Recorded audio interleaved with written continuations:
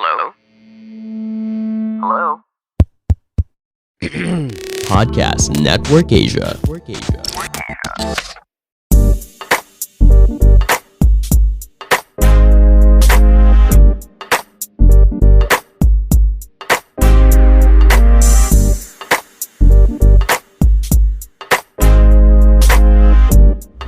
Hey guys, welcome back to Small Talk, small conversations with huge impact. My name is Alec Cuenca and I'm your host. And before we actually go into the episode, I would like to make a few announcements.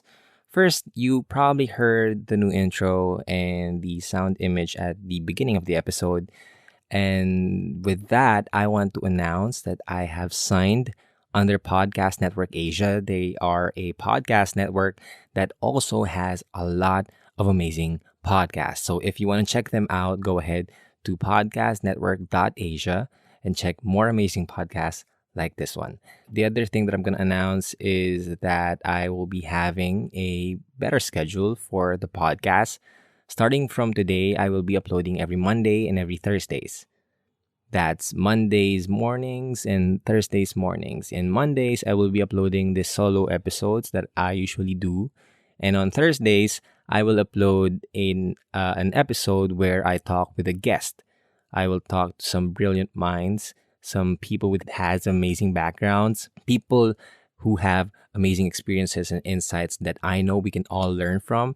And I'm so excited to start on this new episode style or this new format. And I'm excited to share it with you guys as well. On this Thursday, I will be talking to Mr. Valves Steele. He is the co-founder of the Association of the Young Environmental Journalists here in the Philippines. And we talked about how to have a great conversation. So I'm really excited for you guys to learn about those stuff as well. And yeah, go ahead and check that out on Thursday. And the last thing before we start is that if you're listening this on a Monday, I am inviting you to join me. I am going to be live streaming every single morning, 9 a.m. on TikTok. And every single peso that I will collect in the live stream, I will donate it to a campaign drive for people in Cagayan and Isabela. With the heaviness of things which are happening in the Philippines, this is the least that I can do. So please join me there. And if you're looking for a way to donate, you can do it there. Okay. So today's episode, we are going to talk about how to suffer less. Benjamin Franklin said that there are two things certain in life. One is death. The second is taxes. But I'd like to add a third one. That's pain. Pain has been here even before taxes were created. It was used by our ancestors to point out things that they need to stay away from for them to survive. It has helped us, or it has helped our species to be alive in this moment. So pain is something that has always been existed and will always exist.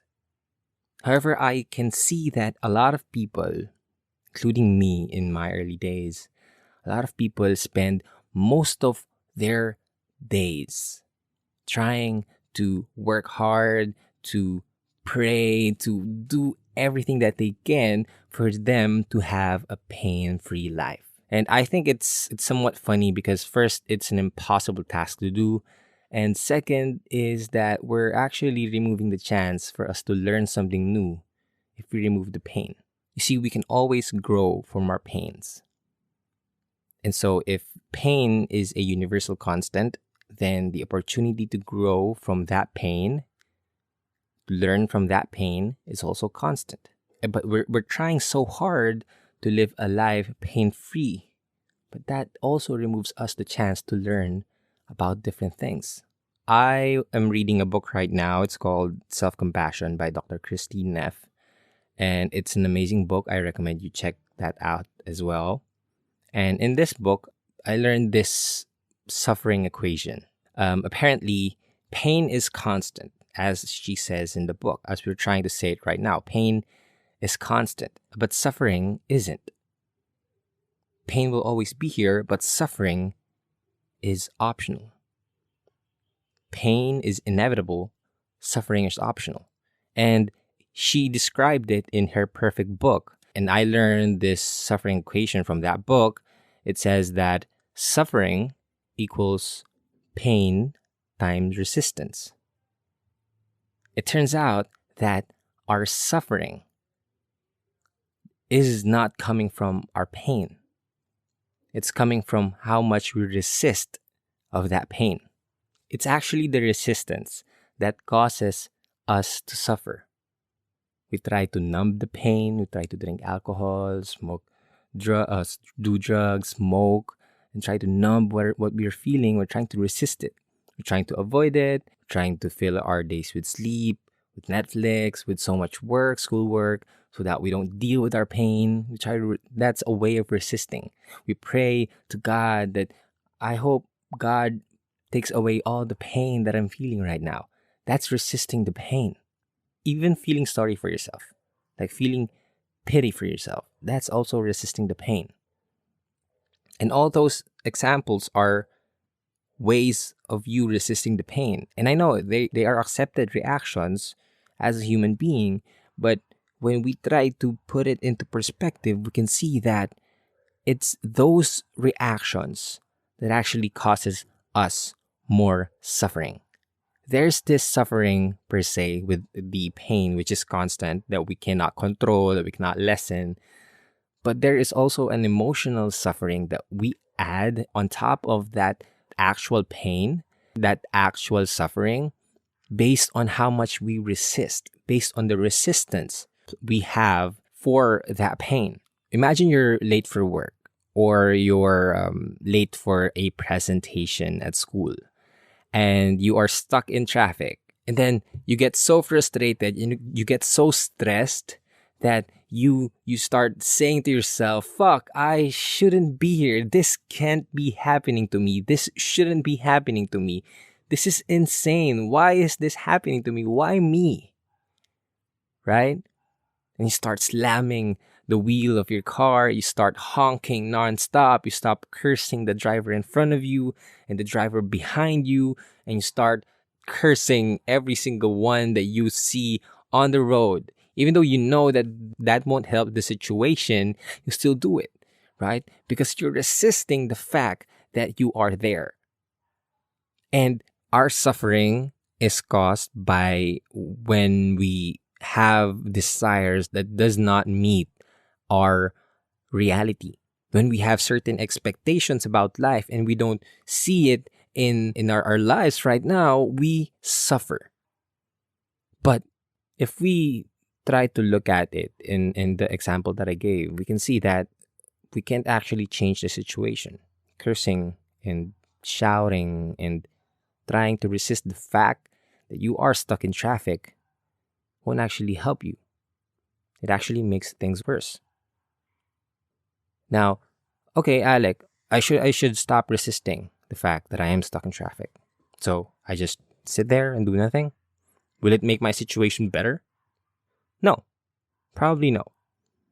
You'll still get scolded by your boss. You'll still have a lower grade for your presentation. It won't make your situation any better. But it will stop making your situation worse. One thing that I've learned is that when we find ourselves in a hole that we want to get out of, the first thing that we need to do is stop digging. Suffering, pain is like a gaseous substance. It goes freely into our lives and it dissipates on its own. But the more we try to put pain into a concealed, into a constrained box, or for example, a balloon, the more we try to restrain that gas, the more pressure it will have, and it will grow bigger and bigger until it reaches a point where you will explode.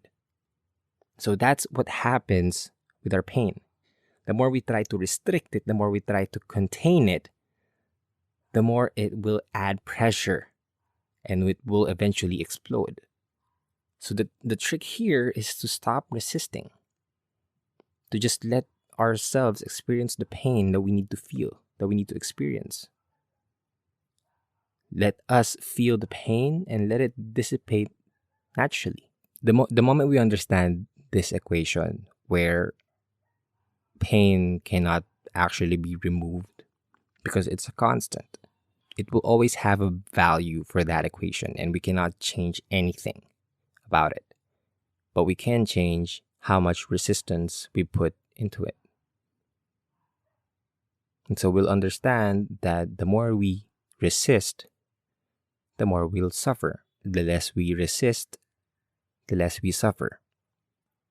And that's something that we can control. We can't control how much pain will come into our lives, but we can control how much we resist it. Because our resistance is how we respond to it. Okay, Alex, so are you saying that we should just sit there and do nothing? Just don't resist, just feel it and do nothing. No, I'm not saying that. This episode is not a call for you to do nothing with your life. This is actually a call for you to let go. To let go of the resistance. And one way that we could counter the resistance that we apply in our lives is to accept what is. Now, I know acceptance is a very tricky concept. In fact, it's the last part of the whole grieving process. But accepting what is something that we can take control of. It's something that we can work towards. It's something we can take an active part of. Acceptance is the key to lessening or even allowing ourselves to not suffer completely. That's why we can see Buddhists, they're doing their best to achieve a life without suffering, and it comes from detachment. It comes from the main concept that they shouldn't resist the pain. It's a part of human life. They truly accept that. And we can learn from that. We can learn that if we accept things and stop arguing with life, with the reality that we have, because I've learned that when every single time that we argue with life, we lose 100%. It's just an impossible battle that we can win. But the moment we stop playing this tug of war with our emotions and our thoughts and our pain, the moment we let go and accept the situation as it is, the better we can make a decision or find a solution that can actually help us to be in a better position. And when you accept your situation, you don't need to like it. You don't need to agree with it. You just need to understand that your situation right now is the situation that you have. You actually manage your expectations and try to accept what is. Whatever is, is. And the earlier we can accept that, the earlier we can give ourselves space to actually move towards finding a better solution. Our energies are very limited. If we try to focus on the suffering, we will always continue to suffer. But if we focus our energies into accepting what is, the faster we can actually find time and space to think about possible solutions.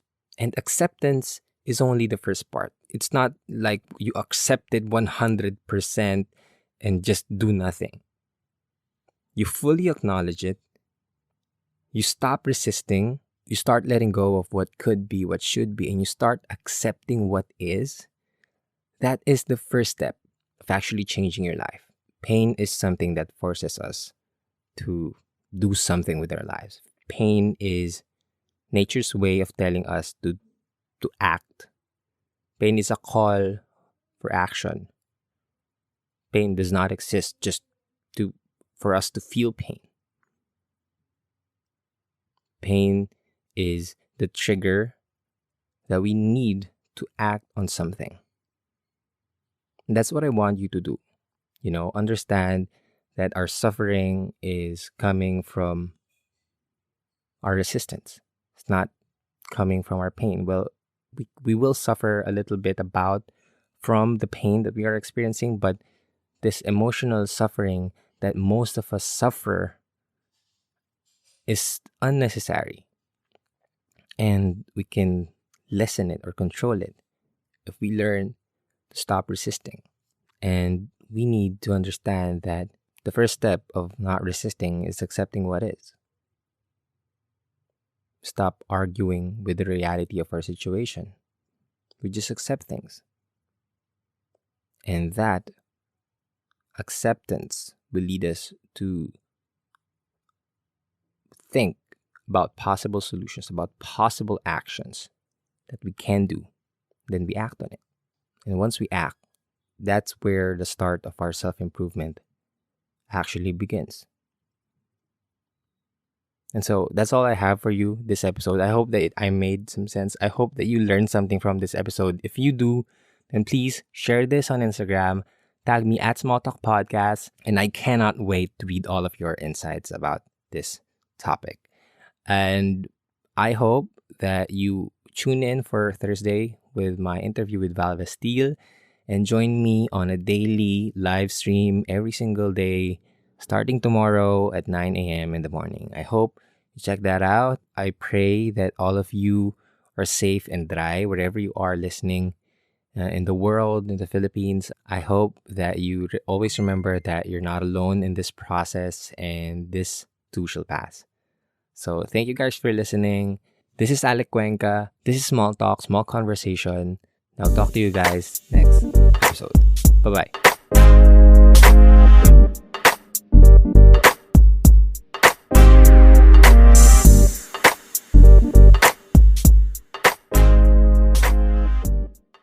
The views and opinions expressed by the podcast creators, hosts, and guests do not necessarily reflect the official policy and position of Podcast Network Asia. Any content provided by the people on the podcast are of their own opinion and are not intended to malign any religion, ethnic group, club, organization, company, individual, or anyone or anything.